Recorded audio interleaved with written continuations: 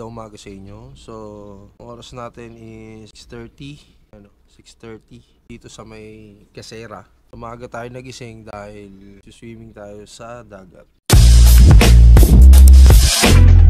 So, ito yung pinag-stayan namin dito mga par. So, yan, maaga pa. Siguro dito. Ito yung bahay na pinag-staycation namin. Pupunta tayo dun mamaya sa dagat. Punta kasi maaga maligo sa dagat mga par. Napakaganda rito. Yung pinag-staycation namin, mamaya tutur ko kayo dyan. Siyempre, bago tayo pupunta dyan sa pinag-staycation namin, tama na tayo ng dagat. So gusto ko lang batiin at shoutout shoutout kay Aran Jalagdon.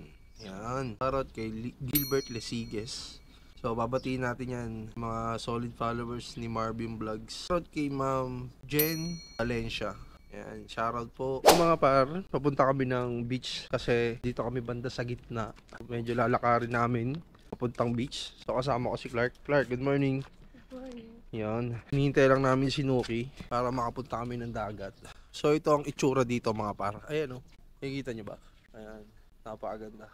So ayan, dito kami naka-staycation sa may Terra de Liwliwa. Mamaya papakita ko sa inyo kung ano itsura dun sa loob sa pinag-staycation namin. Ayun, napakaganda rito mga par. May kukuha tayo ng shot ng drone para makita nyo ang itsura dito mga par. Mula dito hanggang dun, alakarin natin yan mga par. Gusto mo mag-surfing? Ayaw. Tamang ligo lang tayo na boy. So ayan, si Clark, pamangking ko yan mga par. Ay nga naman. Hi. Nakikita niyo ATV na yun. Ang renta dyan sa ATV na yan mga par is 1,000 isang oras. Tapos pag half hour, 500. Siyempre, di na natin kailangan yan. Kasi wala ka naman hikutan dito. Parang subukan mo lang. Tama lakad lang kami ni Clark. So yan mga par. Ang daming pwedeng pag-staycation nandito.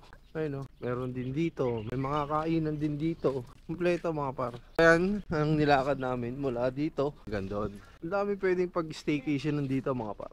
Hindi ko lang alam kung magkano yung iba. Pero sa amin kasi 3 days. Nasa 14 to 15.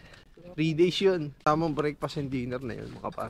Nga lang, talagang lakad. Lakad diba boy? No? Hindi ka naman dito. Ayan. Ayun na, natatanaw ko na yung dagat. Ganda dito mga par. Ganda ng mga puno. Tapos yan, natatanaw ko na ang dagat. Kung malakas pa rin nata ang alon. El Samra. Natatawa ako dito. Tingnan mo yung pangalan ng tatuan dito. Oh. Putahe na mo. Parang mura nga no. Ang mangyayari dito mga par, tamang seaside lang. Ayan may dragon float. Parang ginawa nila dragon fruit.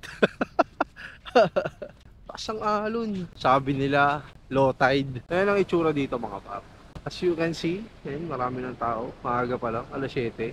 Dami na nagsiswimming. So yan ang itsura dito mga par. Malakas yung alon pero maliligo pa rin tayo. Siyempre nandito na rin tayo.